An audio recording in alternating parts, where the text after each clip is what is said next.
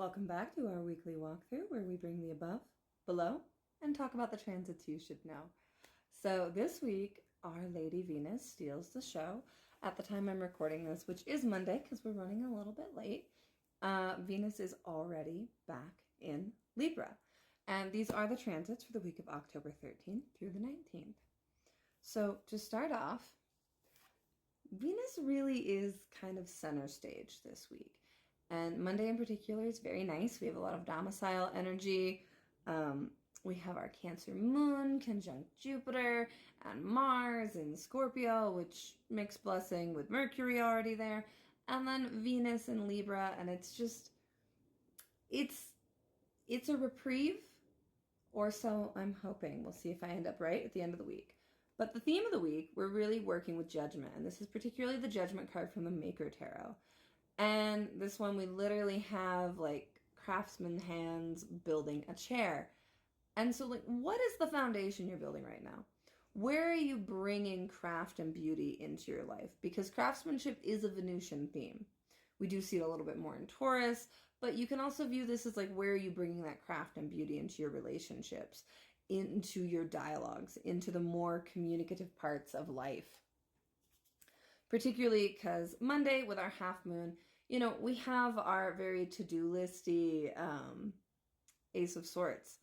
And with your pen, like, what are you going to make? What are you going to make out of all of this? For those of you who do catch this when it is still Monday, you know, really just sit with that. Because on Monday we have Mars and Luna making a trine, and then she checks in with the nodes, squares the sun, giving us our half moon. Venus moves into Libra. And at the time I'm recording this, actually in 1 minute, we will have the Venus-Neptune opposition from Aries. And so we'll be feeling that for a bit. We were feeling that earlier. We'll feel it tomorrow. And there is this dreamy quality, this what is the potential that's burning in us right now? What do we want to ignite with our passion, with our love, with our care, and with our desire to make it something memorable? Libra Venus feels almost like experiences versus things to me. So that's something you can also think about this month. Then at 8:52 p.m. Mountain Time, we will have Aquarius Pluto station direct. Outers retrograde a lot. It's not a huge deal, but these stationing days can feel like a punctuation. They can feel like a turning point. So do pay attention to like what happened Monday, Tuesday, like what are you really dealing with in that Aquarius area of your chart? Because it's a super long story, but like, where are you at with it now? So Tuesday, at 4:47 a.m., we get the Leo moon. We get a little bit of drama. We get a little bit of fire. And then the Leo moon proceeds to talk to a lot of the sky. Like we have Neptune, and then Venus, and Uranus, and Pluto. And if you're in Mountain Time, that's probably before breakfast because that Pluto opposition happens at 7:14 a.m. And then we have Venus trine to Uranus and to Pluto through the morning and then into the evening with that Pluto trine. So we're really looking at our dynamic. We have our gothier Murder of Crows version of the Six of Coins. And anytime I see these cards, particularly because, you know, I use my Magpie deck that's mixed up, it makes me really focus on, like, why are we in Sepia right now? And this feels like Scorpio season. Like, it's still Scorpio. Well, it's not technically Scorpio season, but Scorpio Mars keeps making me think it is. We're still in Libra, but it's a very Scorpio-flavored Libra season. And a little bit spookier, a little bit gothier, and a little bit maybe less buoyant than we would want. And so with that, in that grind, in that weirdness, in the harshness of reality, where are the moments to give? Where are the moments to be generous? Really lean in with that Tuesday, with the generosity of the Leo moon. And then we move to Wednesday, Mercury's day, and the moon will square Scorpio Mercury and Mars before making amends with the sun at just after 11 p.m.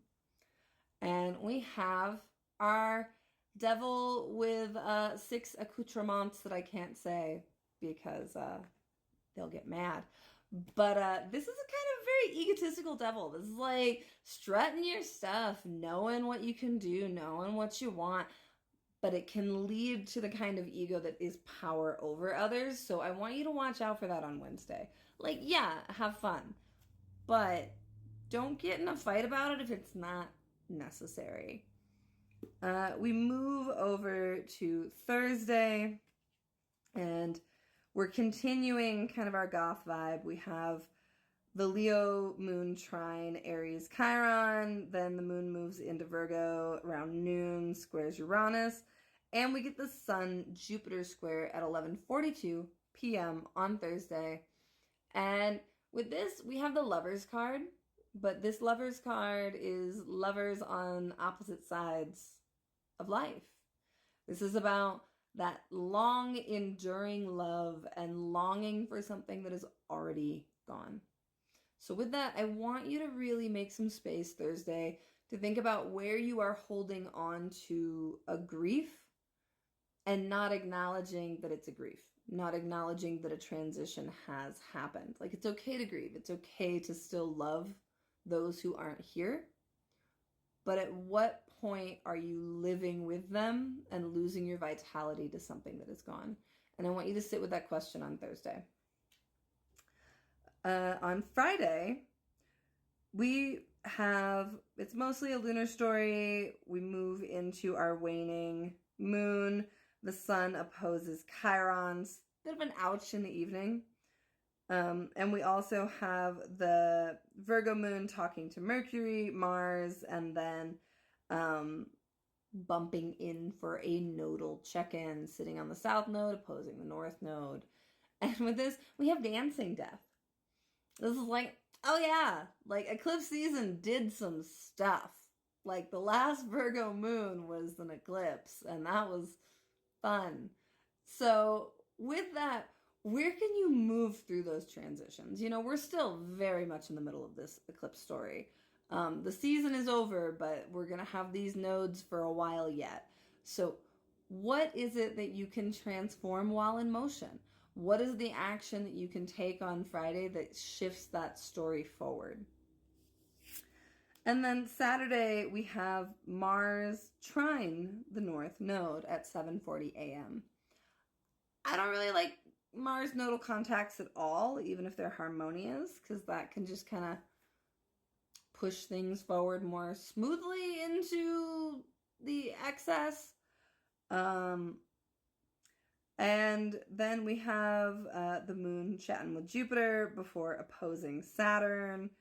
And then moving into Libra, opposing Neptune and trining Uranus. Which, you know, is all nice, especially the moon will be ruled by a domicile Venus now, so that's sweet. But Saturday we have strength reversed, and I wonder if that Mars node contact and the moon Saturn of it all won't just kind of leave us feeling a little grindy, a little depleted, a little like, why are things harder than they need to be? So think about the things that, you know, can pull you back to a sense of inner strength. What do you need to really be able to do all this stuff, even in less than ideal circumstances? And finally, we move to Sunday, where the moon will trine Pluto. Mercury will trine the North Node, and the moon and Venus will conjunct at 12:25 p.m. on Sunday. Sunday feels a little dreamy, a little slow, a little contemplative. And with that, we have the 8 of Coins reversed. This feels like a good self-work day. Just like self-work Sunday, a little bit of development. Like, where have you put yourself aside to focus on other things? Like the more upright, like, okay, I have to do all this. I have to get that done. I have to do this for other people. Like, yeah, but where are you in this? You know? Just come back to yourself. Do a nice little Sunday check-in. Okay. So, you know, I'm not opposed to having a slow week. I feel like this is nice. So we're getting a moment to slow down. Look at this. I have like 20 whole seconds left. That's wild. But for real, let me know what you think in the comments. Let me know how the week is going for you so far and what you want some help with.